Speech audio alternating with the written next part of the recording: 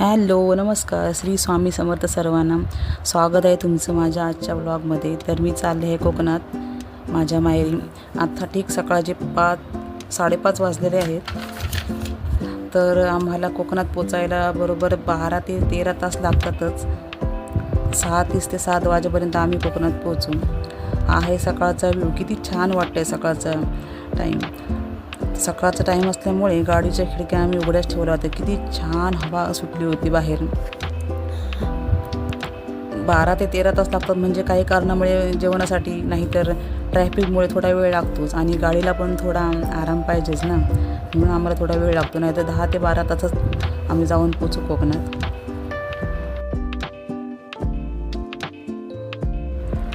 सगळी शूटिंग जर करत राहिली असती ना तर व्हिडिओ थोडा मोठाच झाला असता आणि तुम्हाला पण बघायला कंटाळा आला असता.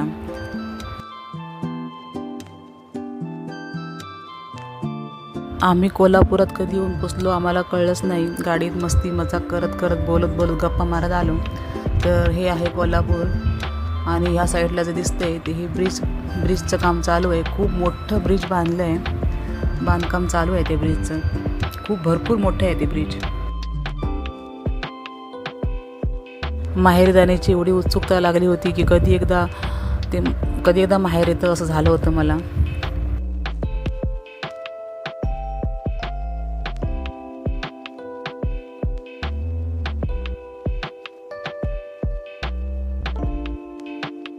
माझे व्हिडिओ जर तुम्ही बघत असाल आणि तुम्हाला जर ते आवडत असतील तर लाईक, शेअर, सबस्क्राईब करा.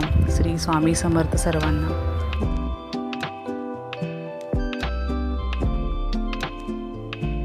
जसा कोकणचा रस्ता जवळ आला तसा पावसाने पण हजेरी लावली.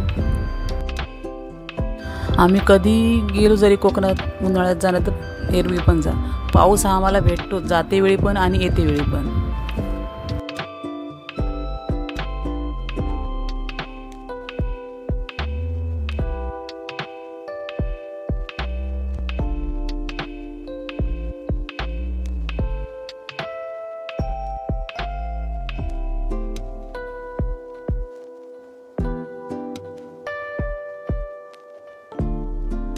ही म्हणत होती हाय गाईज. तर आम्ही पोचलो आहे फायनली कोकणात.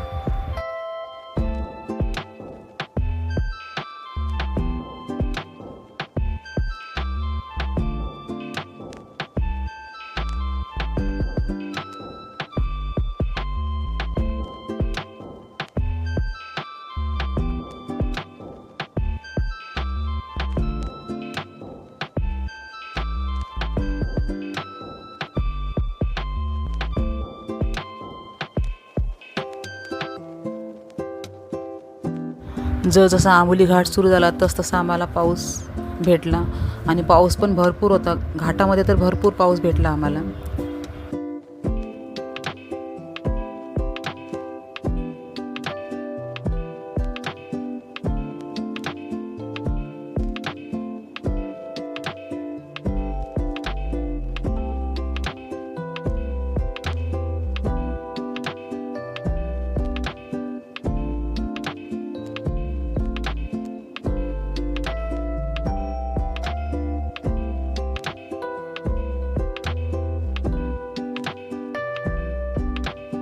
जसं गाव सुरू झालं तसं तेथील मातीचा सुगंध, हिरवी झाडं खूप छान वाटत होतं. मी रात्री 7-7:30ला घरी पोचलो. थोडा आराम केला, जेवलो. गाडीत बसून खूप कंटाळा आला होता.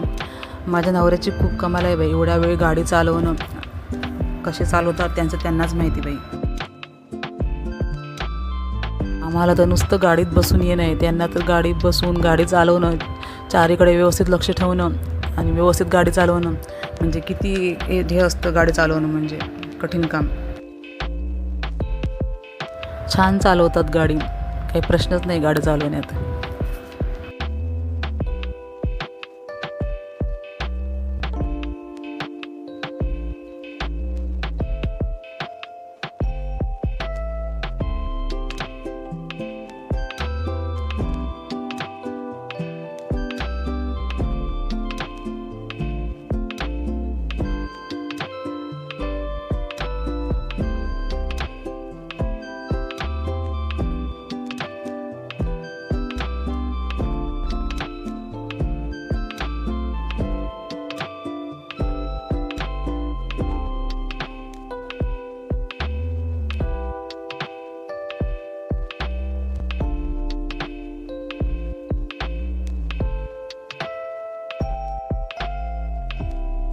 हे आहे दुसऱ्या दिवशीचे दृश्य. आम्ही चाललो होतो विहिरीवर पाणी आणायला. विहिरीत एवढं भरपूर पाणी आहे की काय सांगू तुम्हाला. शेवटी गाव ते गावच असतं. शहरात एवढं पाणी पाहायला भेटणं म्हणजे आश्चर्यच आहे. आम्हाला विहिरीच्या पाणी काढायची सवयच राहिली नाही, म्हणून माझ्या भावाच्या मुलानं आम्हाला पाणी काढून दिलं. नुसती मस्ती चालली होती त्याची पाणी काढून देते वेळी.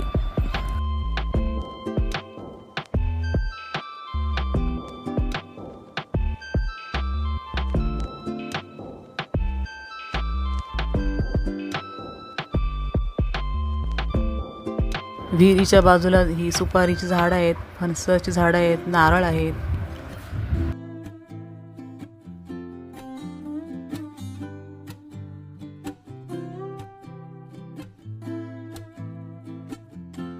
या विहिरीत भरपूर पाणी आहे. शहरात जर असं विहिरीला पाणी भेटलं असतं तर किती मजा झाली असती, नाही का. मे महिना चालू असून पण विहिरीला एवढं पाणी आहे. पावसात तर ही विहीर पूर्ण भरलेली असते. हातानंच पाणी काढावं लागतं.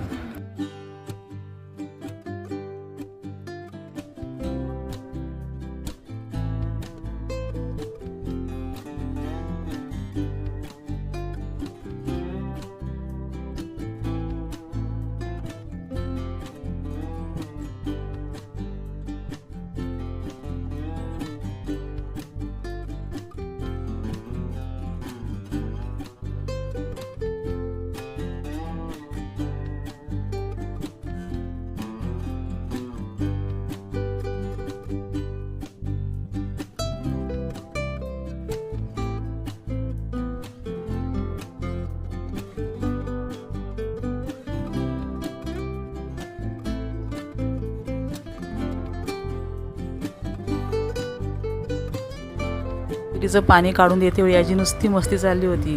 नुसती मस्ती करत होता हा. ही आहे माझी वहिनी, भावाची बायको.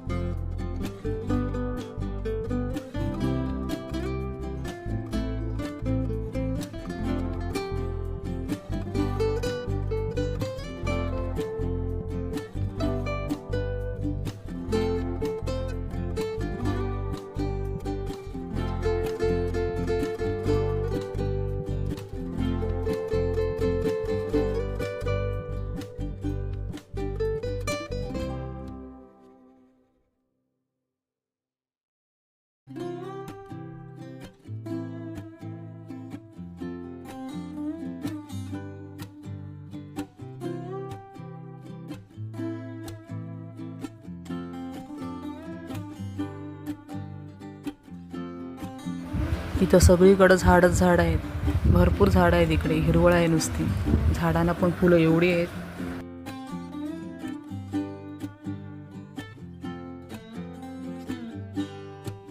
माझ्या माहेरी घराच्या जवळच आंब्याची झाडं आहेत. भरपूर आंबे लागले होते त्यांना. केळीची झाडं पण आहेत, नारळाची झाडं पण आहेत.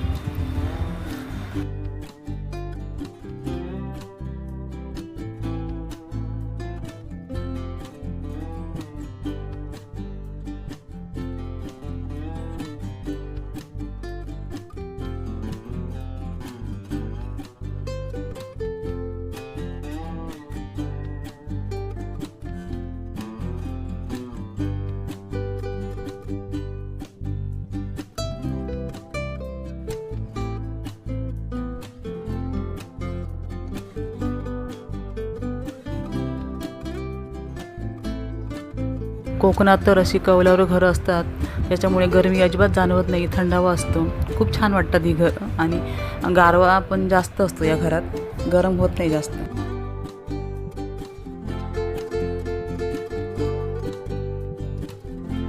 माझ्या भावाने घराजवळ एवढी झाडं लावली आहेत, सगळ्या प्रकारची झाडं आहेत, एवढी फुलं येतात त्या झाडांना की त्यांना कधीच फुलं अशी विकत आणावी लागत नाहीत. भरपूर फुलं येतात, खूप छान वाटतात ती फुलं बघून पण. टोपलीभर फुलं भेटतात इथं रोज. काही म्हणा पण गावाकडचं वातावरण हे वेगळंच असतं, छान वाटतं तिथं. शहरात तसं नाही वाटत जसं गावाकडे वाटतं तसं. खूप छान वाटतं गावी.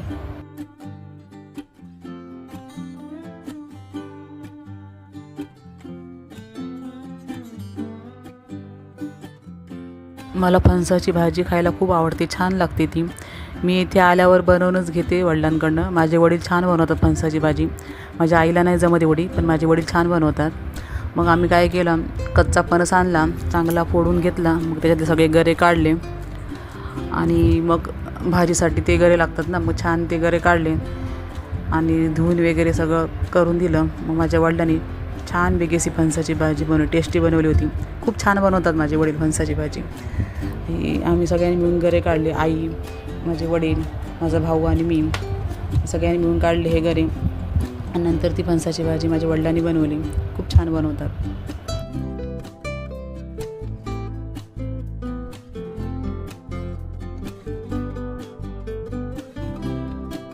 माझ्या वडिलांनी ही भाजी चुलीवर बनवली होती आणि चुलीवरचं जेवण एवढं छान लागतं ना, काय वेगळीच टेस्ट असते चुलीवरच्या जेवणाला, जी गॅसवरच्या जेवणाला नसते.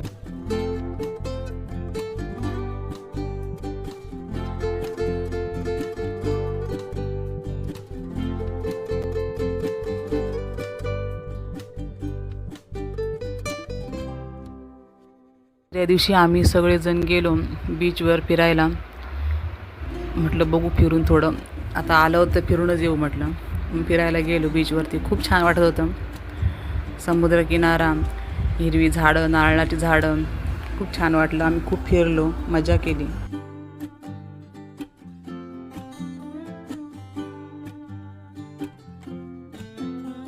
माझा भाऊ चालवत होता गाडी आणि हे बसले होते त्याच्या बाजूला, गप्पा मारत मारत चालले होते.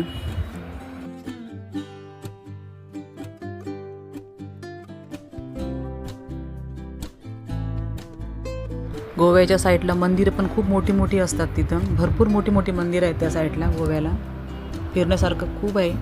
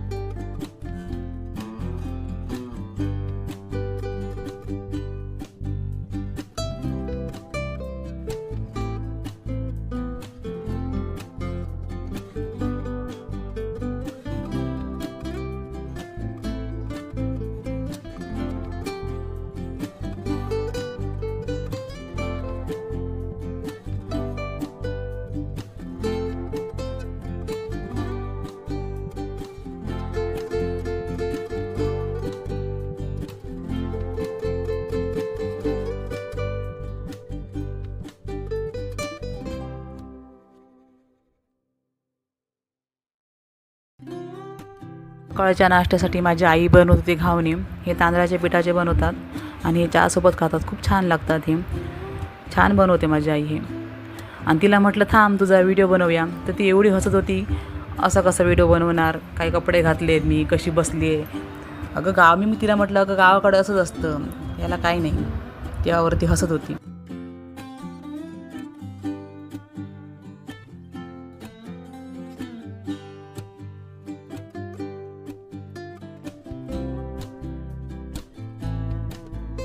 इथे जास्त करून सगळं जेवण, स्वयंपाक सगळं जे काही ते चुलीवरच बनवतात, गॅसवर नाही करत शक्यतो. तर हिला बसवलंय चुलीजवळ खोबरं भाजायला. तिला म्हटलं कर, थोडं करून बघ कसं असतं ते. गॅसवरचं रोजच करते, चुलीवर पण करून बघ थोडं. आणि ही आहे माझ्या भावाची पोरगी, ती बसली आहे तिच्यासोबत.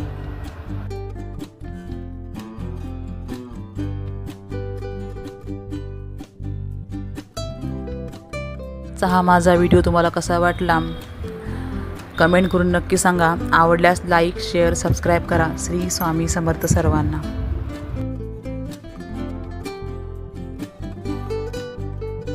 भेटू पुन्हा पुढच्या व्हिडिओमध्ये. श्री स्वामी समर्थ सर्वांना.